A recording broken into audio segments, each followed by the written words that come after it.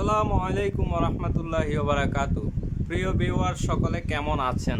আশা করি ভালো আছেন। আমি আলহামদুলিল্লাহ ভালো আছি। তো আজকে আরও একটি ভিডিও নিয়ে আসলাম আপনাদের মাঝে।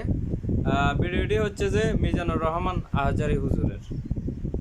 তো আজকে কঠিন বিপদে পড়লে কি করবেন, আপনার কি করণীয়, সেই বিষয় নিয়ে মিজানুর রহমান আহজারী হুজুরের বক্তব্যটা শুনে আসি। চলুন।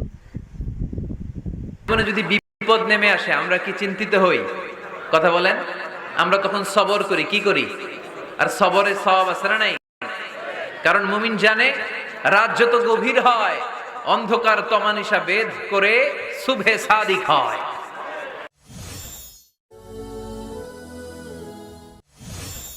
ফাইন্না মাআল উসরি ইউসরা। কনসোলেশন, এবার সান্ত্বনা দিচ্ছেন নবী, আপনি টেনশন করবেন না, আপনি চিন্তা করবেন না, কারণ ফাইন্না মাআল উসরি ইউসরা, indeed with every hardship there is ease. প্রত্যেক কষ্টের পরেই আনন্দ আছে না নাই? প্রত্যেক দুঃখের পরেই সুখ দিয়েছে কে? এই যে পরীক্ষার জন্য তোমরা যারা অনেক কষ্ট করে পড়াশোনা করো, তারপর ফলাফল যদি ভালো হয় আনন্দ আছে না নাই? যারা চাকরি করেন সারা মাস কষ্ট করার পরে মাস শেষে যখন বেতনটা আসে সুখ আছে না নাই? হ্যাঁ, রোজা রাখতে কত কষ্ট, কিন্তু ইফতারির সময় আনন্দ আছে না নাই?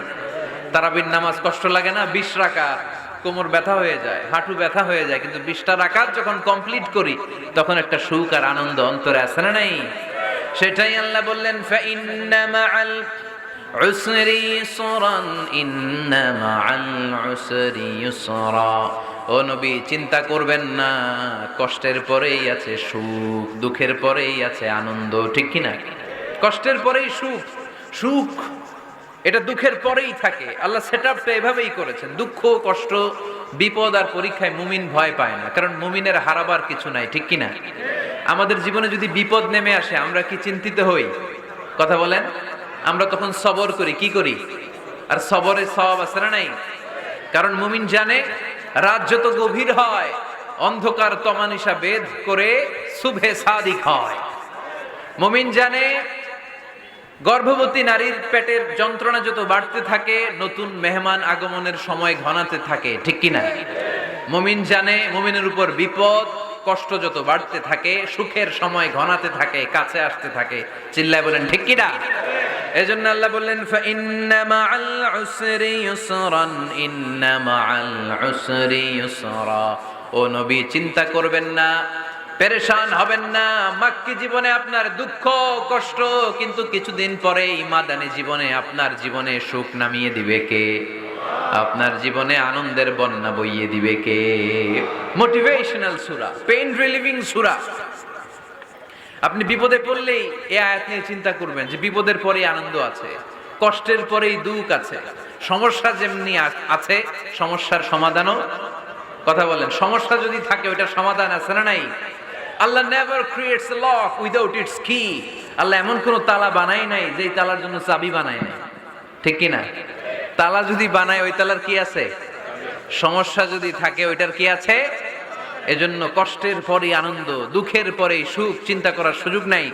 সবশেষ আল্লাহ গাইডলাইন দিলেন। প্রথম গাইডলাইন, ফাইদা ফারাগতা ফানসাব ওয়া ইলা রাব্বিকা ফারগাব। ফাইদা ফারাগতা ফানসাব।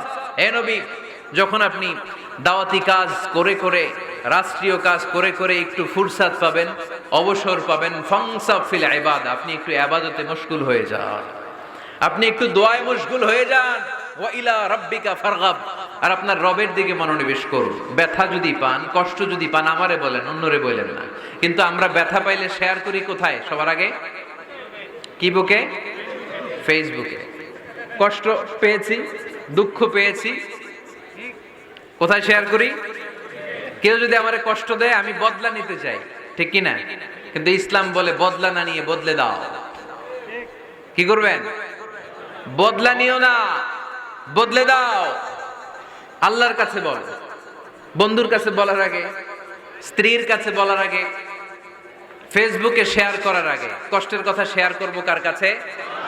বিশ্বনবী সাল্লাল্লাহু আলাইহি ওয়াসাল্লাম আমাদেরকে এটাই শিখিয়েছেন।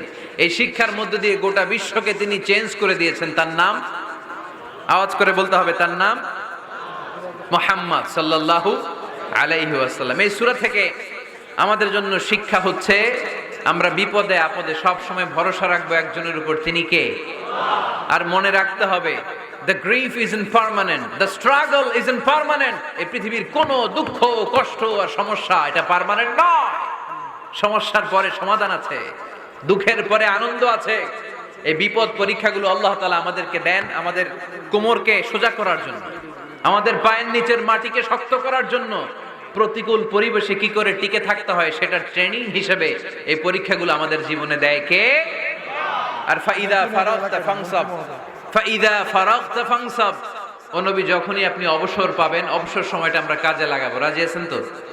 আমরা অনেক সময় অবসরকে কাজে লাগাই না, কিন্তু যখন খুব বেশি ব্যস্ত হয়ে পড়ি তখন আমাদের মাথায় আসে, হায় রে, অবসর যদি কাজে লাগাইতাম, অবসরে পরীক্ষার পরে 3 মাসে যদি পড়তাম, আজকে ইউনিভার্সিটিতে চান্স পাইতাম, ঠিক কিনা? এজন্য যুবক ছেলেরা অবসর নষ্ট করা যাবে না, এগুলোর কাজে লাগাতে হবে। আর বিপদে আপদে সবসময় ভরসা রাখতে হবে একজনের উপর, তিনি কে? তো ভিউয়ার্স, দেখলেন ভিডিওটি, কেমন লাগলো?